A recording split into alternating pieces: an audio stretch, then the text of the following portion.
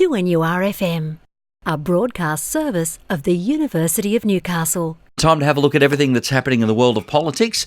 We do that with the University of Newcastle's Professor of Politics, Jim Jose. Jim, Morning, Mark. Morning to you, Jim. A couple of big aeroplanes at Sydney Airport on Sunday when I was there, with a big United States of America on the side of them. We were in for a bit of a visit. Yes, we had a visit of the US Secretary of State and the Secretary for Defence.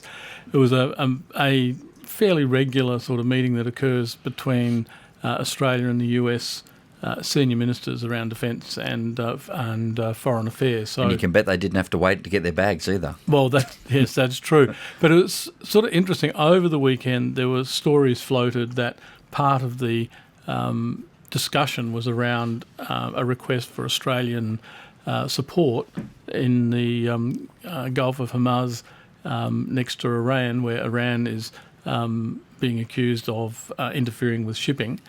And so there's a concern being sort of led by the US around that, sort of trying to police Iran. Now, the rights and wrongs of that, one might sort of spend a bit of time on at another stage, Mark, but it's curious listening to or reading the reports of what's happened over the weekend. As I said, the initial request, well, the stories were about a request. Today, this week, we get, no, there's no request. There's been no official request. And sort of decoding that a little bit, it probably means that this issue was discussed but not formalised, so that there was scope for both governments to step back a little bit and not push too hard. Well, let's be honest, they didn't come all this way to have a look at the Opera House, did they? Well, they might have, Mark, but who knows? But no, it's a nice spot. But seriously, no, they didn't. They came here for quite serious things, and it is from an Australian perspective, given our place in the region, our geographical location, a request to sort of join yet another US venture to participate in the Middle East carries with it a few fraught implications. Now, in principle, let's say, keeping shipping lanes open is a good thing. Whether, in fact, Iran is blocking shipping lanes or a threat to shipping lanes around the oil areas, the oil-producing areas, that's another matter. It's a matter for interpretation and geopolitical consideration.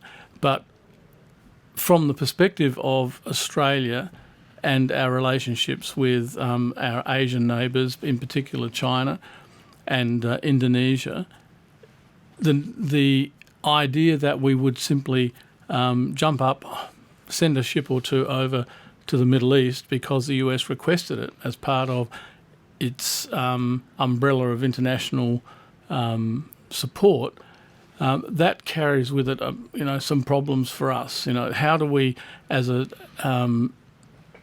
nation, assert or represent our independence in the region, while at the same time we're willing to go along with whatever the US wants on any occasion, without sort of stepping back and saying, hang on a second, this is not something that we need to be involved with right this minute.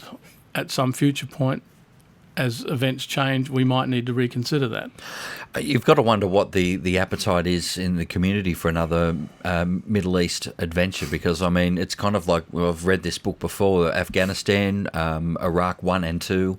It seems like we've been there forever now. Well, yes. I think, our whole military sort of strategy, if you like, our defence policy and our broad geopolitical issues are located in our own region. The Asia-Pacific region is really where our particular defence priorities lie, and this has been repeated on a number of occasions. So our public strategy is that we are concerned about our own particular geographical region. So to send a military contingent across to an area of the world where we don't have specific strategic interests could be seen as undermining our own credibility and making it difficult to then negotiate in good faith with our Asia and Pacific Island nations.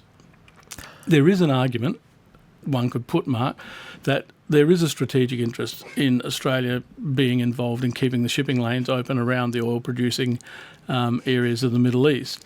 We are low on oil, and that's another dimension that's sort of come out over the weekend, that we are suddenly, low on oil. How has this happened, in a sense? And I suspect that there's a connection here between the need, shall we say, the request, non-request from the US for Australia to participate in the Middle East, and a story around the fact that we've got 28-day supply of oil or petroleum or whatever.